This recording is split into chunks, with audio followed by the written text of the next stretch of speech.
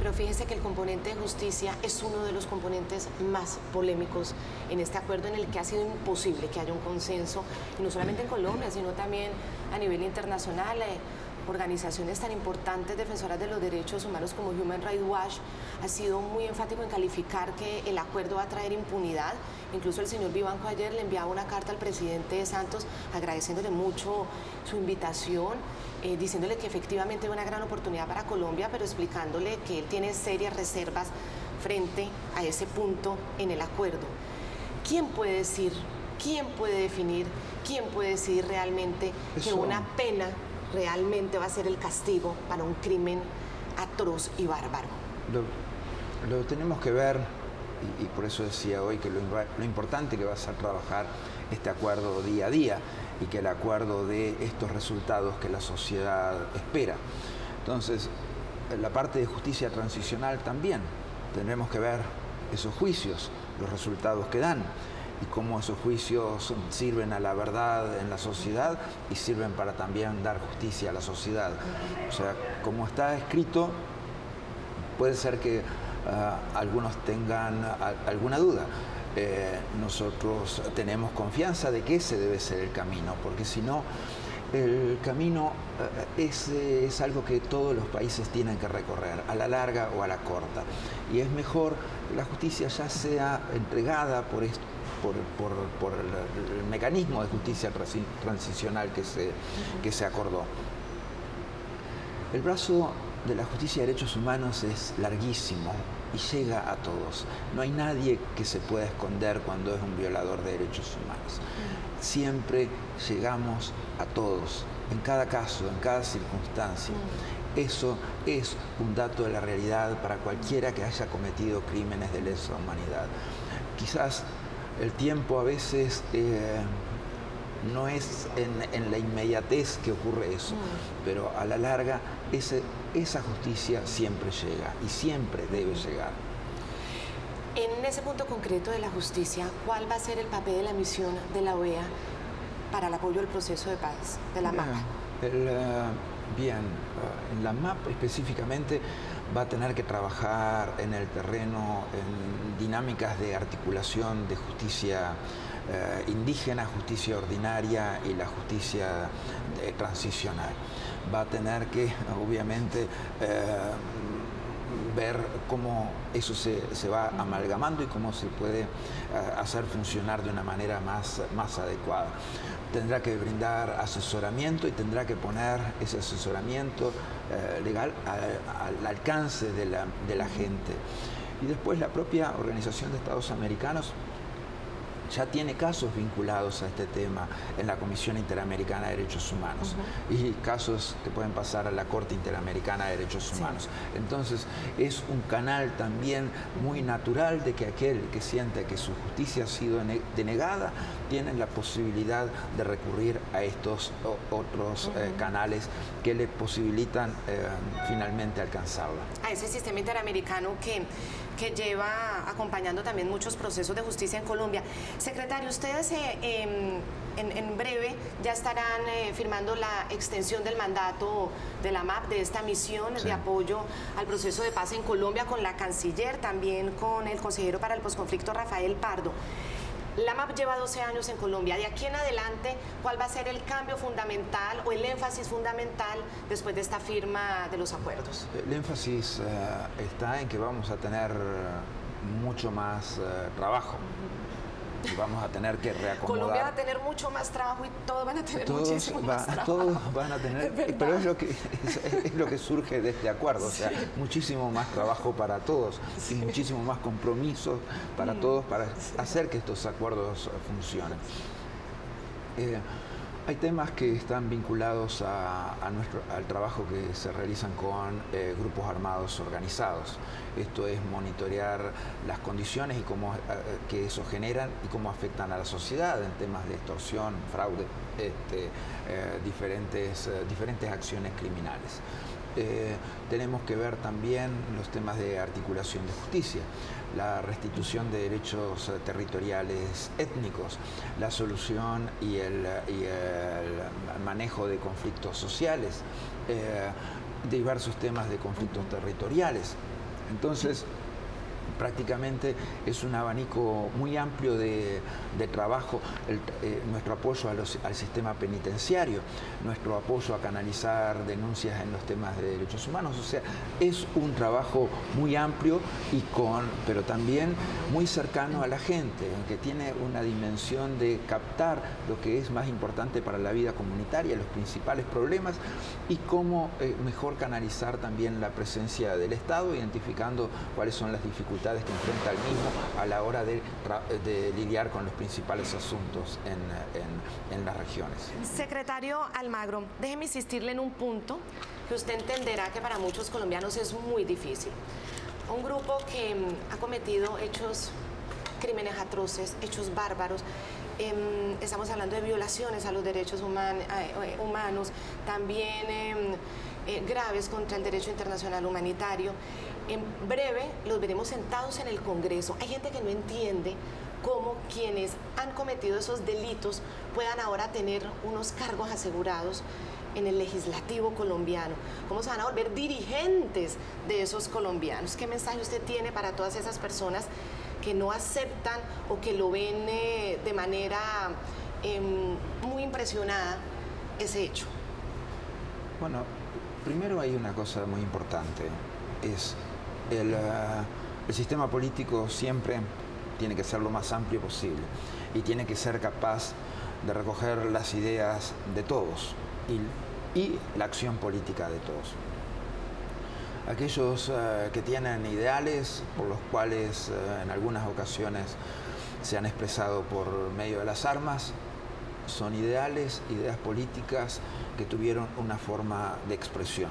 Esa forma de expresión ayer quedó claro, por lo menos en las palabras señaladas por el negociador principal, que quedaba atrás. Cualquier otra forma de arma que no fuera la palabra.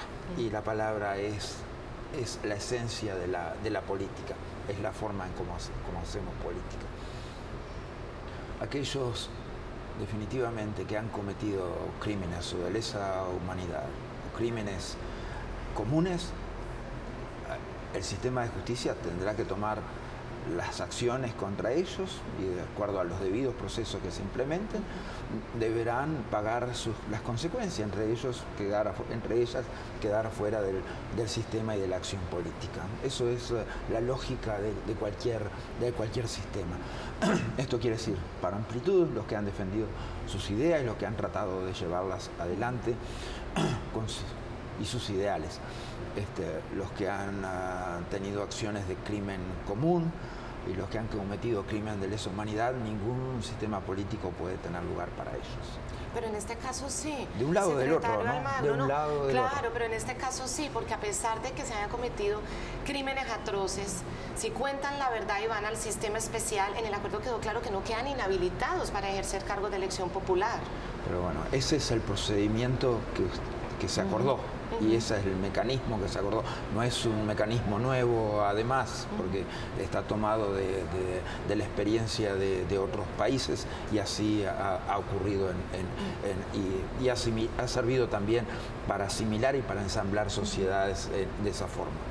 Secretario Almagro, ¿usted cómo ve la participación de Venezuela en este proceso de paz? Han sido un país acompañante, sí. Incluso ayer en los discursos les agradecían, sí. Pero el gobierno de Nicolás Maduro al interior de su país no ha podido ni siquiera entablar un diálogo con la oposición.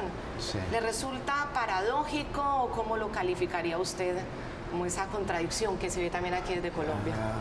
El tema es, muchas veces es más fácil ayudar a resolver los problemas de otros que resolver los propios. Eso también forma parte de la naturaleza humana. Si uno ve más claro el del vecino. Uno ve mucho mejor la paja en el ojo ajeno, eso es muy claro. Pero el futuro de Venezuela y por el que está su pueblo permanentemente expresándose, tiene que ser un futuro de libertad y democracia, con respeto a las libertades fundamentales, con respeto a las instancias esenciales de funcionamiento de un sistema democrático. Hoy, lamentablemente, lo que tenemos muy claramente no lo es. Venezuela hoy tiene presos políticos. Está negando un derecho constitucional a la gente a través de subterfugios y de mal manejo de plazos. Un derecho constitucional a la gente como es el de elegir o revocar a su presidente. Tan importante una cosa como la otra. Tiene prácticamente un desconocimiento absoluto de uno de los poderes del Estado, como es el legislativo y la Asamblea Nacional, la cooptación del Poder Judicial por el Poder Ejecutivo, y una dinámica que ha llevado a que cada vez haya más presos políticos y que también se vean afectados por dinámicas de tortura. Y desconocimiento de derechos básicos, ¿no? Nosotros planteábamos el otro día el caso de Vladimir Araque, una persona que está preso por un esquema de arbitrariedad más absoluto, con un desconocimiento de los derechos básicos de esta persona para su debido proceso, pero para lo que es su persona, que no cometió ningún acto como para estar preso, pero que además le niegan la atención médica teniendo una enfermedad muy seria, crónica muy seria. Entonces, tenemos acá cosas que hacen a la dimensión humanitaria y social del país, que se está viendo seriamente afectado, la muerte de niños en los hospitales, el hecho de que la población, buena parte de la población come una sola vez al día, el hecho de no encontrar productos básicos.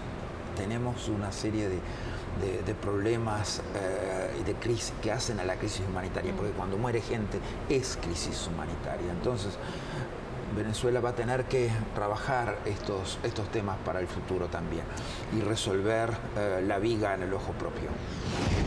Una rectificación, si es que le queda algo de ética y moral, de la basura de Luis Almagro, con el perdón de la basura, pobrecita señora basura, que la compare con Almagro en la OEA.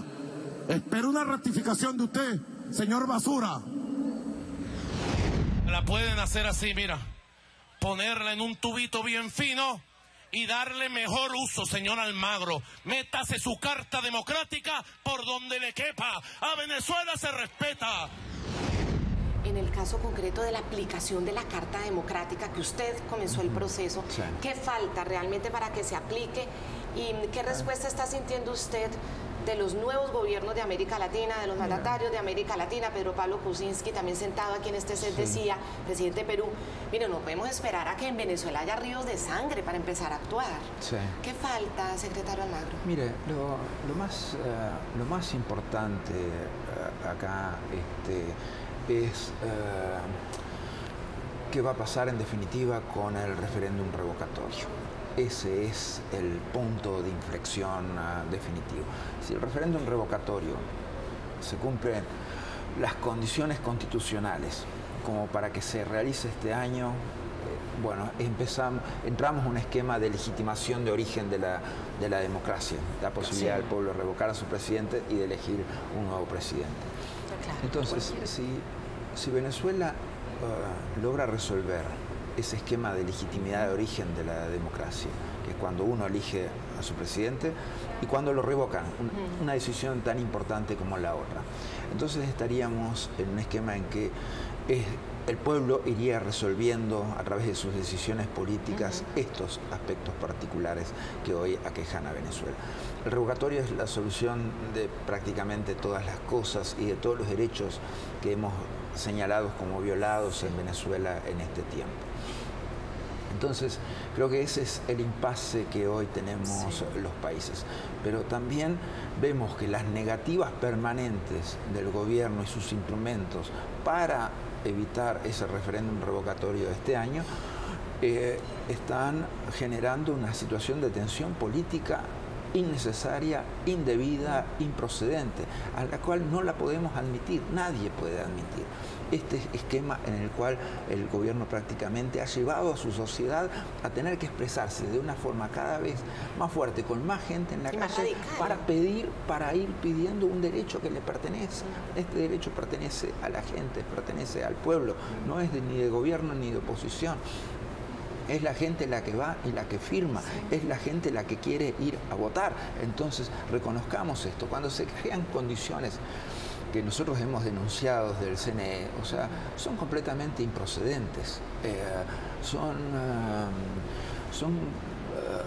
medidas que definitivamente tratan de coartar el derecho a la gente, pero lo peor, cercenarlo, o sea, prácticamente terminarlo. Entonces, hoy Venezuela tiene que tomar la responsabilidad por parte de las autoridades, sus poderes públicos, especialmente el CNE, para lograr el referéndum revocatorio este año. Y después también, obviamente, al mismo tiempo, es necesario la liberación de todos los presos políticos. Es necesario retomar la institucionalidad con el reconocimiento del poder legislativo y de su trabajo. O sea, hay cosas que tienen que reencauzar definitivamente. ¿Y usted se está sintiendo más acompañado por esas misiones ante la OEA? ¿O usted siente que le toca liderar y empujar esto solo al interior del organismo? No, pero todos tenemos una responsabilidad. Si usted ve los artículos 17, 18, 19, 20 específicamente de la Carta Democrática Interamericana, dan la responsabilidad al secretario general de tratar el caso, pero se las dan también a cualquier Estado miembro. Claro. Cualquier Estado miembro tiene esta responsabilidad. Es muy bueno ver cuando los Estados miembros asumen estas responsabilidades y empujan por soluciones prácticas para la democracia en Venezuela, como está ocurriendo. ¿Usted es optimista frente a ese proceso revocatorio y frente al proceso también al interior de la OEA de la invocación de la Carta Democrática? Porque el revocatorio cada vez más obstaculizado. Sí, y frente a la Carta Democrática tampoco ha avanzado. El tema es no de optimismo o pesimismo, el tema es de una responsabilidad que tiene un gobierno de otorgar ese referéndum revocatorio conforme al mandato constitucional y al derecho constitucional que se le da a la gente. Y y la responsabilidad que asumimos desde las organizaciones internacionales para enfrentar esta situación, poniendo nosotros un esquema de denuncias y también de elaboración y de construcción. La diplomacia, en definitiva, de eso se trata, de poner presión, de elaborar soluciones y de proponer cómo los problemas pueden encontrar un camino hacia adelante. Claro. Volviendo al tema de Colombia, volviendo al proceso de paz en Colombia, tanto Estados Unidos como la Unión Europea han tomado una decisión que es muy importante. La Unión Europea suspende a las FARC de pertenecer a la lista de organizaciones terroristas temporalmente, y el secretario de Estado de los Estados Unidos, John Kerry, presente también en la firma y en entrevista exclusiva con nosotros, decía que Estados Unidos ya está listo también para entrar a revisar esa inclusión de las FARC en la lista, dependiendo de que vayan a los campamentos, del desarme y de la reintegración.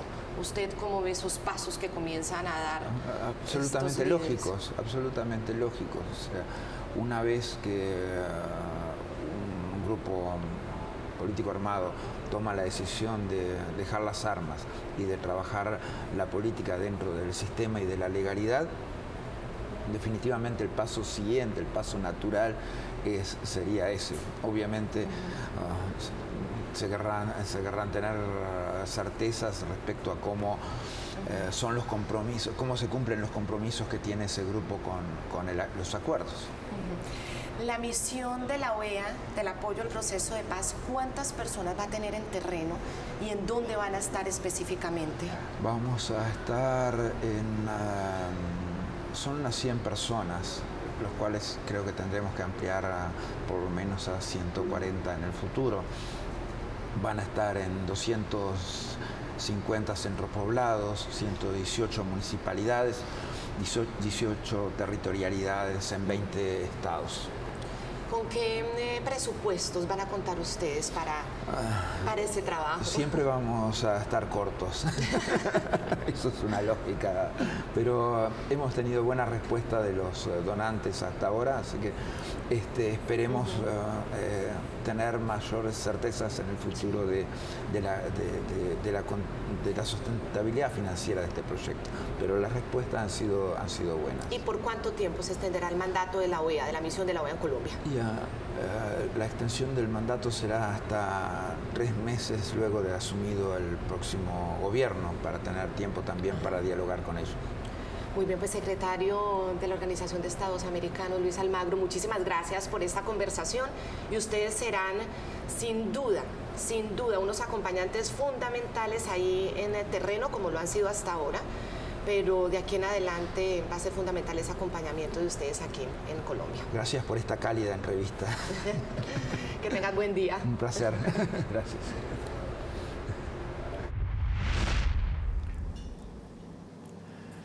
Muy bien, veíamos la entrevista exclusiva de nuestra directora Claudia Gurizalde con el secretario general de la OEA, Luis Almagro, que tuvo lugar en la ciudad de Cartagena de Indias, epicentro el lunes de la firma del acuerdo final de paz entre el gobierno de Colombia y las FARC. Los invitamos a enviarnos sus opiniones sobre esta entrevista a través de la cuenta en Twitter, @lanoche_NTN24. Vamos a hacer una pausa y cuando regresemos vamos a estar analizando la suspensión temporal de las FARC de la lista de organizaciones terroristas de la Unión Europea, la reevaluación que para ese mismo efecto anunció el secretario de Estado de los Estados Unidos, el señor John Kerry. Volvemos en segundos.